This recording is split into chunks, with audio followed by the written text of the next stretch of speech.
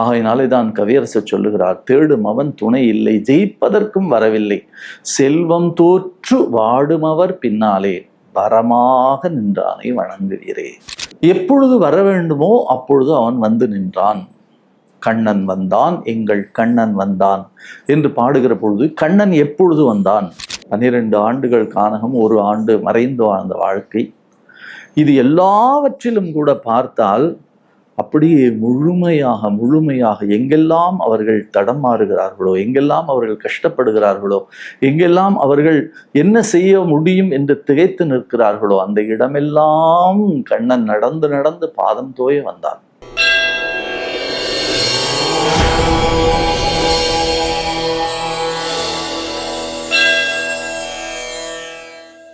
ஸ்ரீவித்யோபாசனாசக்தம் ஸ்ரீவித்யாபீடபூஷணம் ஸ்ரீவித்யா அபிநவம் வந்தே Sri Krishnananda Sadhguru. தெய்வத்தமிழ் TV தொலைக்காட்சி நேயர்களுக்கு அன்பான வணக்கங்கள். அன்பிற்குரியவர்களே, மிக சிறப்பாக, மிக அற்புதமாக கவியரசர் கண்ணதாசனுடைய கிருஷ்ணர் அந்தாதி பாடல்களை நாம் சிந்தித்து கொண்டிருக்கிறோம். கண்ணனை நம் கண் முன்னாலே கொண்டு வந்து காட்டக்கூடிய அருமையான பாடல்கள் கவியரசருடைய கண்ணன் அந்தாதி, கிருஷ்ணர் அந்தாதி பாடல்கள். அதிலே ஒரு பாடலை இன்றைக்கு நாம் சிந்திக்கக்கூடிய வாய்ப்பினை பெற்றிருக்கிறோம். ஆடுகளம் சூதாட்ட கழகமதில் தர்மனவன் ஆடுகின்றான், கூடும் அவன் தம்பியரோ கை கட்டி வாய் மூடி குமுறுகின்றார், தேடும் அவன் துணை இல்லை, ஜெயிப்பதற்கும் வரவில்லை, செல்வம் தோற்று வாடுபவர் பின்னாலே வரமாக நின்றானை வணங்குவீரே என்று சொல்கிறார்.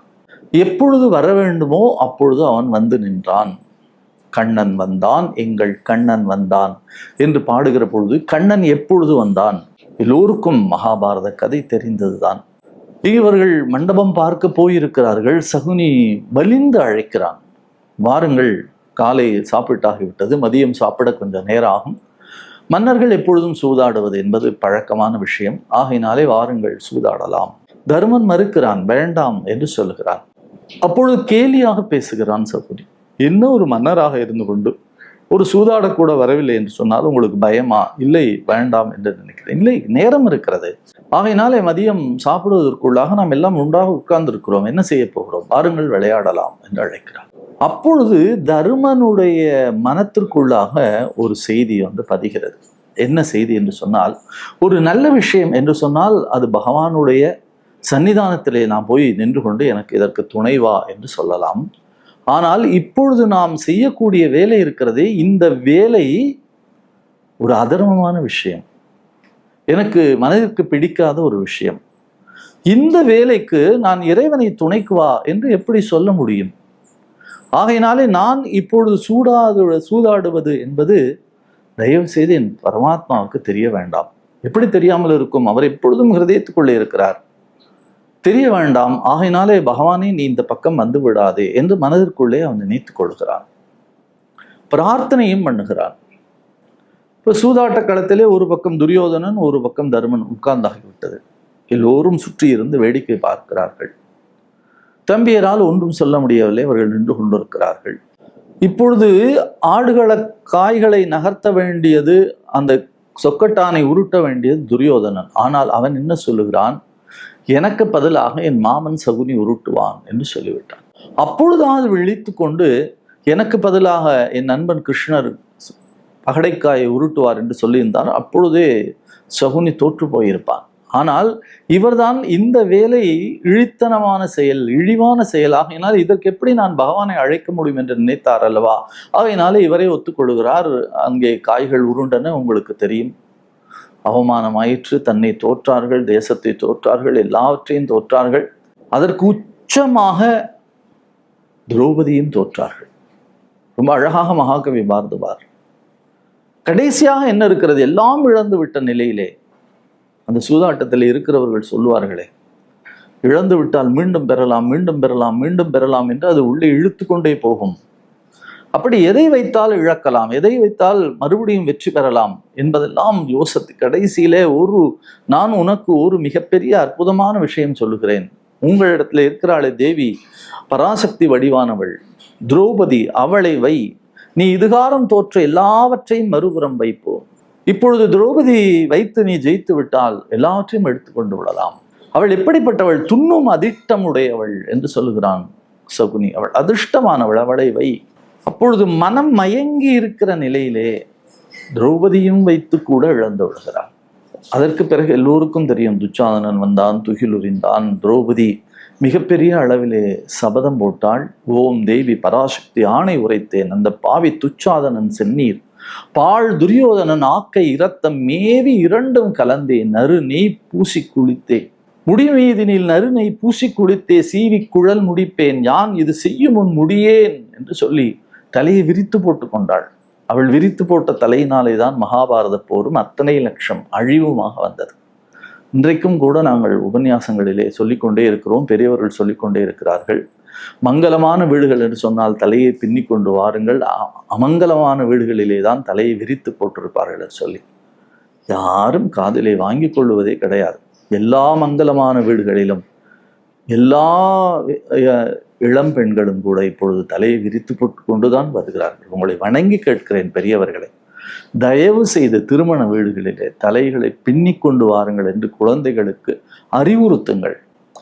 திரௌபதி விரித்த அந்த தனத்திலே தான், அந்த திரௌபதி விரித்த அந்த மிகப்பெரிய கூந்தல் விரிவிலே தான் மகாபாரத போரே நடந்தது.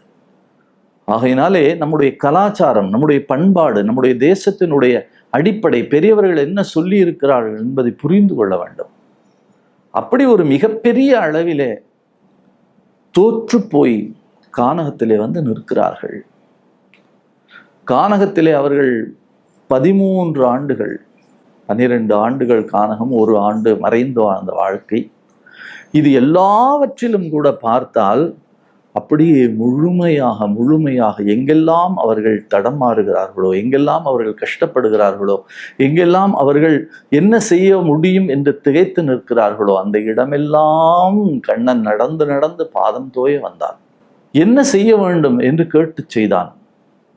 அவர்கள் இருக்கிற இடத்திற்கு ஒவ்வொரு இடமாக தேடி தேடி தேடி தேடி தேடி வந்தான். கவியரசு சொல்லுகிறார், ஆடுகளம் சூதாட்ட கழகமதில் தர்மனவன் ஆடுகின்றான், கூடும் அவன் தம்பியரோ கை கட்டி வாய் மூடி குமுறுகின்றார். என்ன செய்ய முடியும்? ஒன்றும் செய்ய முடியவில்லை. தேடும் அவன் துணை இல்லை, ஜெயிப்பதற்கும் வரவில்லை. இங்கே ஜெயித்து கொடுத்திருந்தால் மகாபாரத போரே இல்லை. ஜெயிப்பதற்கும் வரவில்லை. காரணம், அவன் பிரார்த்தனை செய்து விட்டான். செல்வம் தோற்று வாடுபவர் பின்னாலே, செல்வம் எல்லாம் தோற்று போய் வாடி நிற்கிறார்கள். சாதாரணமான விஷயம் இல்லை.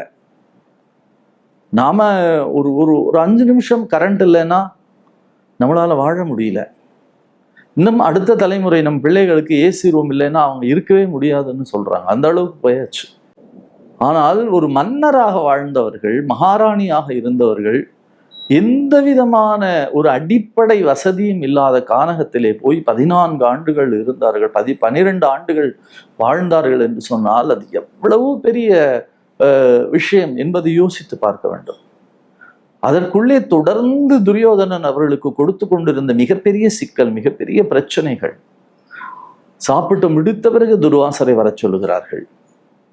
பகவானை வேண்டி, அந்த துர்வாசருடைய பசியை பகவானை வேண்டி பிரார்த்தனை செய்து திரௌபதி மாற்றுகிறாள். 12 ஆண்டுகளுக்கு ஒரு முறை பழுக்கக்கூடிய அந்த பழம், அதை அர்ஜுனன் வீழ்த்தி விடுகிறான். திரும்ப பகவான் ஓடி வந்து அதனை மீண்டும் அந்த காம்பிலேயே பொருத்த செய்கிறான். இப்படி ஒவ்வொன்றாக பார்த்து பார்த்து பார்த்து பார்த்து பகவான் தேடி தேடி வந்து உதவி செய்தான். அது மட்டுமா, ஓராண்டு மறைந்து வாழ்கிறார்கள். எல்லா வகையிலும் சிறந்தவர்கள் மறைந்து வாழ்தல் என்பது மிக கடினமான ஒரு விஷயம். நமக்கு தெரிந்த பாடலை எங்கோ ஒரு இடத்திலே ஒலித்தால் கூட நம்மால் தாளம் போடாமல், தலையை ஆட்டாமல், அசைக்காமல் இருக்க முடியவில்லை.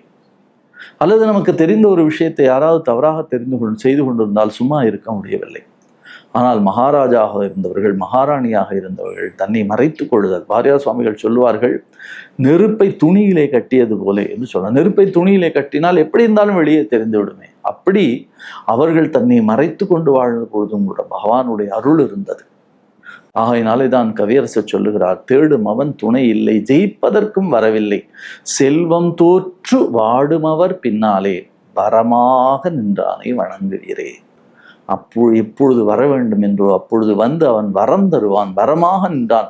எந்த சிக்கல்கள் எல்லாம் இருக்கிறதோ அப்பொழுதெல்லாம் அவன் வந்து அந்த முடிச்சுக்களை அவிழ்த்து அவர்களை காப்பாற்றினான். அது மட்டுமல்ல, 13 ஆண்டுகள் முடிந்த பிறகு அவனே தூது சென்றான்.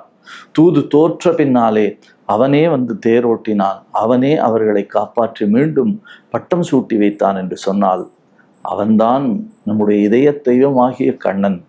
அவனை பற்றி கொண்டால் அவன் எப்பொழுதும் நமக்கு துணையாக வருவான் என்பதை கவியரசர் மிக அழகாக சொல்லுகிறார். ஆடுகளம் சூதாட்ட கழகமதில் தருமன் அவன் ஆடுகின்றான், கூடும் அவர் தம்பியரோ கைகட்டி வாய்மூடி குமுறுகின்றார். தேடும் அவன் துணை இல்லை, ஜெயிப்பதற்கும் வரவில்லை, செல்வம் தோற்று வாடும் அவர் பின்னாலே வரமாக நின்றானை வணங்குவீரே என்று சொல்லுகிறார். அந்த வரமாக நின்றானை நாமும் வணங்குவோம். அவனும் நமக்கு வாழ்நாள் முழுக்க துணையாக வருவான்.